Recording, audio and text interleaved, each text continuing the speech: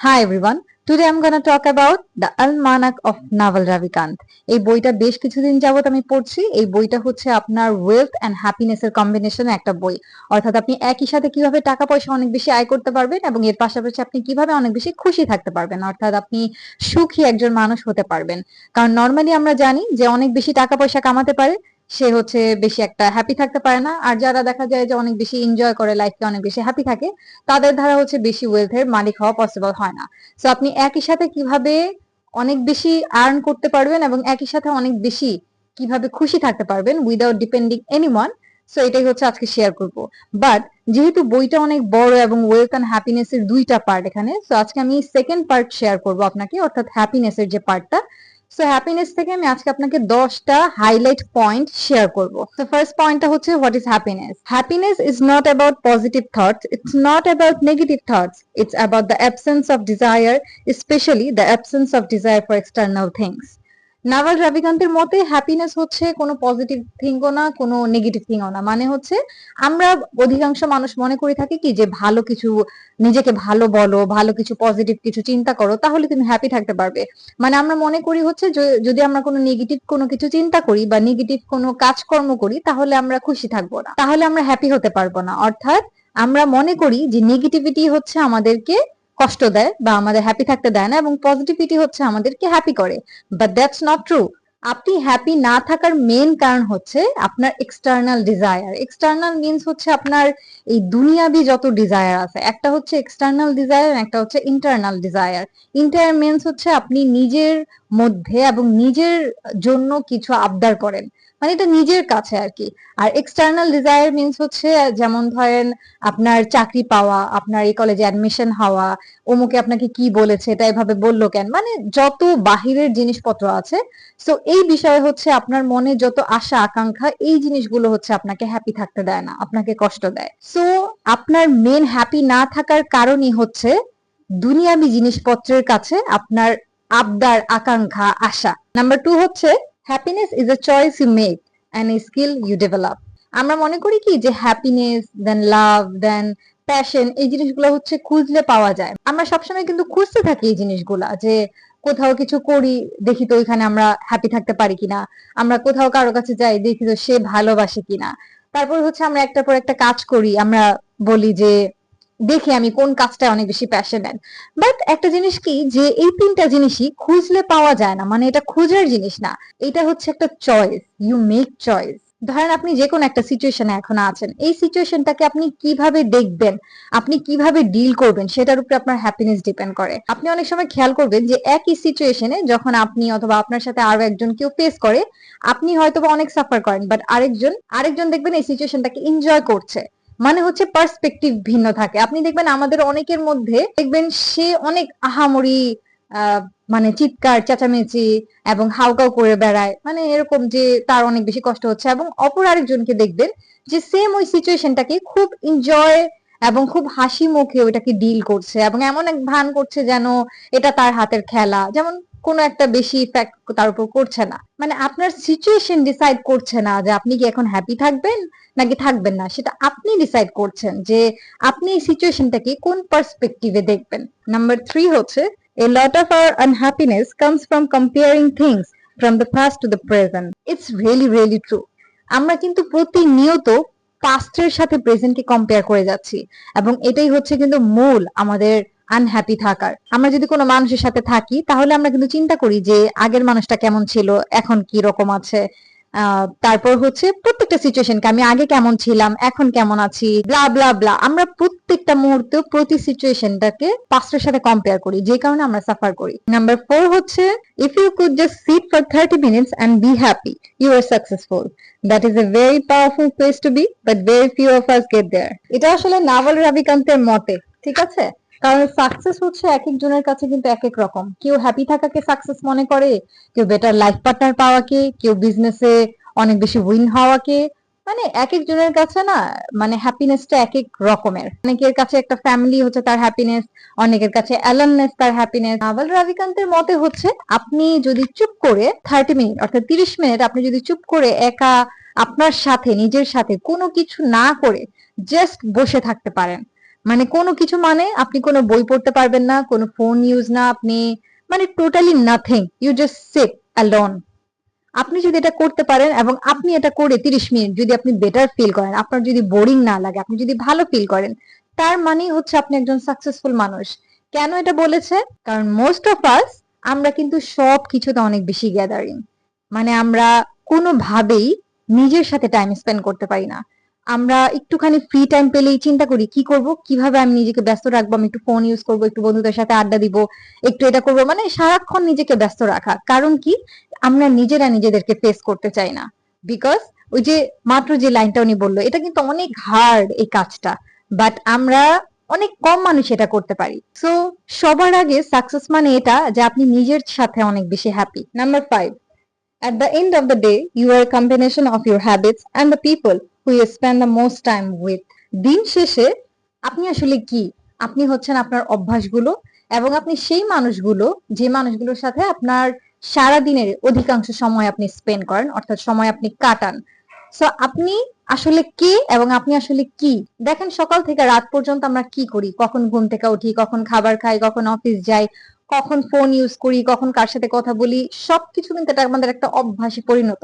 আপনি আপনার দিনের রুটিনটাকে একটু চেঞ্জ করে একটু অন্যের সাথে একটু বিশ করেন, দেখবেন কি আপনি আনকমফোর্টেবল ফিল করবেন, আপনার ভালো ফিল হবে না। আপনি দিন শেষে আসলে কি? ওইটাই যেটা আপনি নিজেকে অভ্যাস করে ফেলেছেন, আপনি সারাদিন যেটা করে আসছেন। এবং আপনি কি? আপনি সকাল থেকে রাত পর্যন্ত সবচেয়ে বেশি যাদের সাথে সময় স্পেন্ড করছেন। কারণ এই যে আমরা ছোটবেলা থেকে কিন্তু একটা কথা শুনি যে সঙ্গ দোষে লোহা ভাসে। আপনি এটা মানুন আর নাই মানুন, আপনি যাদের সাথে সময় স্পেন্ড করেন তাদের কিন্তু ইফেক্ট আপনার উপর পড়েই।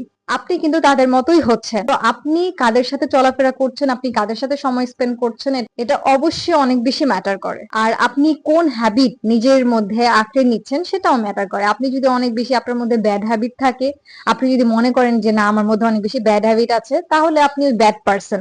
সো আপনি আপনার হ্যাবিট গুলাকে চেঞ্জ করুন, আপনি ওইটাই হবেন। আপনি যদি গুড হ্যাবিট নিজের মধ্যে নিতে পারেন তাহলে আপনি গুড পারসন। সো আপনি কিছুই না without your habits. Number 6, in any situation in life you always have 3 choices. You can change it, you can accept it, or you can leave it. Most of the time, আমরা accept বাদে leave and change এই দুইটার উপরে লেগে যাই। যখনই কোনো situation আমাদের মনের মতো হয় না, ওই সিচুয়েশনটাকে আমরা হয়তো ত্যাগ করি, অথবা হচ্ছে আমরা ওই সিচুয়েশনটাকে চেঞ্জ করতে চাই, বা ওই সিচুয়েশনটা কোনো মানুষ হতে পারে, কোনো জিনিস হতে পারে। ওইটাই দেখেন এক্সটার্নাল থিং। কিন্তু ফার্স্টে আমি বলছিলাম হ্যাপিনেসটা কি? যদি আপনার এক্সটার্নাল ডিজায়ার থাকে তাহলে আপনি হ্যাপি থাকতে পারবেন না। সো কোনো কিছুকে চেঞ্জ করা, কোনো কিছুকে ছেড়ে দেওয়া, এটা কিন্তু একটা ডিজায়ার, এটা একটা এক্সটার্নাল ডিজায়ার। সো এই ডিজায়ারের কারণে আপনি কিন্তু হ্যাপি থাকতে পারবেন না। So in that situation you have to choose to accept it. মানে আপনি যদি কোনো কিছুকে অ্যাকসেপ্ট করার ক্ষমতা রাখেন না, you will be the greatest happy person in the world. আপনি যদি এমন একটা মানুষ হন যে যে কোনো সিচুয়েশন যে কোনো মুহূর্তে অ্যাকসেপ্ট করে নিতে পারে, তাহলে আপনার থেকে খুশি মানুষ এই আর্থে আর নেই। Believe me or not, but accepting is the main কি টু হ্যাপিনেস। তারপর কিছু মানুষ থাকে যারা হচ্ছে জিনিস সহজে অ্যাকসেপ্ট করে নিতে পারে না, মানে অ্যাকসেপ্ট জিনিসটা অনেকের জন্য অনেক বেশি হার্ড, যে সহজে মেনে নিতে পারে না। সো তাদের জন্য আরো 3টা আমি ওয়ে বলে দিই। যেমন এখানে আছে, we don't always gate what we want, but sometimes what is happening is for the best. এটা কিন্তু অনেক সুন্দর একটা অ্যাডভাইস, যে আমরা যখন কোনো সিচুয়েশন অ্যাকসেপ্ট করতে পারি না, এটা কি হচ্ছে, ধুর আমার মনের মতো কিছু হচ্ছে না, তারপর আপনি তখন কি চিন্তা করবেন যে অবশ্যই যেটা হচ্ছে, যেটা আমি চেয়েছিলাম এটার থেকে বেটার কিছুই হচ্ছে, নিশ্চয়ই যেটা হচ্ছে এটা বেস্টই হচ্ছে। মানে ওই যে God's God's plan is the best, এরকম আর কি চিন্তা করে নেবেন। দেন সেকেন্ড আরেকটা কি বলবো, what is the positive of the situation. মানে এই সিচুয়েশনের মধ্যে কোন দিকটা পজিটিভ। আপনি যদি অ্যাকসেপ্ট করে না নিতে পারেন তাহলে আপনি ওই জিনিসটা চিন্তা করেন। এটা নাভাল রাভিকান্ত বলেছেন যে উনি পার্সোনালি সব সময় সব সিচুয়েশনে যখন উনি নেগেটিভ একটা ভাইব পায়, তখনই উনি নগদ নগদ এটা নিজেকে প্রশ্ন করেন, what is the positive thing in that situation. মানে এই সিচুয়েশনের মধ্যে কোনটা পজিটিভ জিনিস। এবং উনি মানে এটা 100% গ্যারান্টেড বলেছেন যে there is almost always something positive। মানে সব সময় সব সিচুয়েশনে পজিটিভ জিনিস আছে আছে, আপনি যদি খুঁজেন তাহলে আপনি পাবেন। কখনোই কোনো সিচুয়েশন সম্পূর্ণ নেগেটিভ হয় না। তো আপনি যদি কোনো জিনিস অ্যাকসেপ্ট করে না নিতে পারেন, তাহলে আপনার কাছে 2টা অপশন আছে। একটা হচ্ছে আপনি এটা চিন্তা করেন যে যে জিনিসটা হচ্ছে অবশ্যই বেস্ট কিছুর জন্যই হচ্ছে, এন্ড সেকেন্ড আপনি দেখেন ওই সিচুয়েশনে পজিটিভ জিনিসটা কি আছে। মানে আপনি নিজেকে প্রশ্ন করেন, what is the positive thing in that situation. So অবশ্যই আপনি কোনো না কোনো একটা পজিটিভ ওয়ে পাবেন ওই সিচুয়েশনে। Number 7, you are going to die one day and none of this is going to matter. So enjoy yourself, do something positive, project some love, make someone happy, laugh a little bit, appreciate the moment and do your work. এই যে মেসেজটাতে আমি highlight করে রাখছি। আমি একটা জিনিস naval রাভিকান্তের মধ্যে দেখলাম যে উনি এত এত টাকা পয়সার মালিক বা উনার মধ্যে এত এত নলেজ আছে, উনি এত বড় একটা মানুষ, কিন্তু উনি অলওয়েজ মরণকে স্মরণ করে। মানে এই জিনিসটা আমি অনেক বই পড়েছি, বাট এই জিনিসটা আমি আসলে দেখি নাই, আর এত বেশি দেখি নাই। ওনার মতে আপনি এখন যেটাই আর্ন করছেন, আপনি পৃথিবীতে যতই ফেমাস বা যত আর্ন করছেন, আপনি যেই হন না কেন এবং আপনি সর্বোচ্চ দিয়ে যাই করে যাচ্ছেন না কেন, ডাজন্ট ম্যাটার। আপনি মরে যাবেন, আপনি একটা সময় চলে যাবেন। সো আপনি হতে পারে আরো 70 বছর পর চলে যান অথবা 80 বছর পর আপনি চলে যাবেন। So just enjoy the moment, enjoy your own life. তো উনি এটা ডাইরেক্ট পয়েন্ট করেছেন যে অন্য কাউকে হ্যাপি করা আপনার রেসপন্সিবিলিটি না। কে হ্যাপি হচ্ছে কে হ্যাপি না হচ্ছে এটা সম্পূর্ণ তাদের responsibility. You make your own self happy. যদি সম্ভব হয় তাহলে আপনি অন্য কাউকে একটু হ্যাপি করুন, অন্য কাউকে একটু হাসান, আপনি আপনার নিজের মোমেন্ট এনজয় করেন, নিজের লাইফ এনজয় করেন, and remember you will die one day. So doesn't matter anything. আপনি যেটাই আর্ন করেন না কেন লাইফে, আপনি যাই হয়ে যান না কেন, মানে আপনার সবকিছু ফিনিশড ওয়ান ডে। সো এই জিনিসটা হ্যাপি থাকার অনেক বড় একটা পয়েন্ট কিন্তু। Number 8, easy choices hard life, hard choices easy life. এই জিনিসটাকে অনেক ইজিলি এখানে উনি বলেছেন, এবং এটা কিন্তু ওনার নিজের ওয়ার্ড না, এটা এটা উনি আরেকজনের কাছ থেকে শুনে ইন্সপায়ার হয়েছেন। মানে এটা উনি অন্য কারো একটা ডায়লগ বইয়ের মধ্যে লিখেছেন, এটা অন্য কেউ ওনাকে বলেছে। বাট উনি যেটা বিলিভ করে এটা হচ্ছে লং টার্ম ডিসিশন বা লং টার্ম প্ল্যানিং। সো দেখবেন মোস্ট অফ দ্য পিপল যারা অনেক বড় হয়েছে লাইফে, মানে বড় মিন্স হচ্ছে নামি দামি, এবং যারা বই লেখে, যারা এন্টারপ্রেনার, যারা অনেক বিশাল মানুষ, সো তাদের মধ্যে একটা জিনিস দেখবেন কি, তারা লং টার্ম প্ল্যানিং বা লং টার্মে বিশ্বাসী। মানে ওনারা শর্ট টার্ম কোনো কিছু ওনারা করে না। তো এখানে ওই কথাটাকে এভাবে বলা যে easy choices hard life and hard choices easy life. দেখেন এখানে একটা লাইন পড়ি আমি, if you are making the hard choices right now in what to eat, you are not eating all the junk food you want and making the hard choices to work out, so your life long term will be easy. আপনি যদি এখন এই মুহূর্তে একটা easy choice নেন, মানে যেটা আপনার জন্য অনেক করা সহজ, সেই কাজটা এখন করেন, তাহলে আপনাকে আগামীতে হার্ড কিছু কিন্তু করতে হবে, আপনার লাইফটা আগামীতে একটু কঠিন হয়ে দাঁড়াবে। এবং আপনি যদি এখন কঠিন কোন একটা কাজ করেন আপনার লাইফটাকে কমফোর্টেবল করার জন্য, তাহলে আগামীতে কিন্তু আপনার লাইফ ইজি হয়ে যাবে। So that's it. Number 9, impatience with action, patience with results. এবার আমরা কাজ করার সময় কিন্তু পা আগাই না, মানে আমরা কাজ করতে চাই না, বাট কোন একটা ছোট জিনিস করার পর আমরা কিন্তু রেজাল্টের জন্য একবারে ধৈর্যহীন হয়ে যাই। তো এখানে বলেছে আপনি আপনি আপনার কাজ করার প্রতি ইম্পেশেন্স থাকুন, মানে ধৈর্যহীন ভাবে আপনি কাজ করে যান।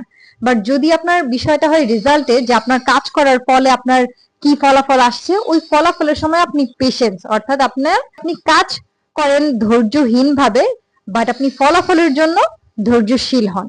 If you really desire something, you just go do it. When you really want to change, you just change.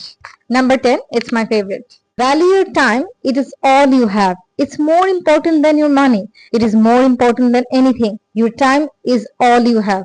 আপনার সময় হচ্ছে আপনার কাছে সবচেয়ে বেশি মূল্যবান একটা জিনিস। আপনার টাকা হারিয়ে যায়, আপনার টাকা চলে যাক, মানুষ চলে যাক, বাট আপনার সময় যেন না যায়। এখানে নাভাল রাভিকান্ত বলেছেন যে আপনার সময় এত বেশি মূল্যবান যে আপনার সময় কখনোই যেন নষ্ট না হয়। দেন উনি আরেকটা কথা বলেছেন, if you are not spending your time doing what you want and you are not earning and you are not learning, what the heck are you doing. এই জিনিসটা না জাস্ট লাগছে আমার মধ্যে, মানে আসলে এই মুহূর্তে আমি কি করছি, কোনো কিছু যদি আমি না শিখি, কোনো কিছু আমি যদি না আর্ন করি, তাহলে আমি করছি কি? তাহলে আপনি এই মুহূর্তে সময়টাকে করছেন কি? আপনি এই সময়টাকে কিভাবে স্পেন্ড করছেন? আপনি কি এই সময়টার থ্রুতে কোনো কিছু আর্ন করছেন, অথবা আপনি কি এই মুহূর্তে কোনো কিছু শিখছেন? যদি দুইটার একটা না হয়, তাহলে আপনি সময়টাকে আসলে করছেনটা কি? তাহলে তো you waste your time. So do not waste your time, that's all he said. So আজকে আমার 10 নাম্বার পয়েন্ট এই পর্যন্ত শেষ করছি। ভিডিওটা অনেক বেশি লং হয়ে গিয়েছে, এজন্য আর কথা বাড়াচ্ছি না। তো কথা হবে আবার ফার্স্ট চ্যাপ্টার নিয়ে, ওয়েলথ চ্যাপ্টার নিয়ে আমি আবার কথা বলবো 10 পয়েন্ট নিয়ে। সো সবাই ভালো থাকবেন, আল্লাহ হাফেজ।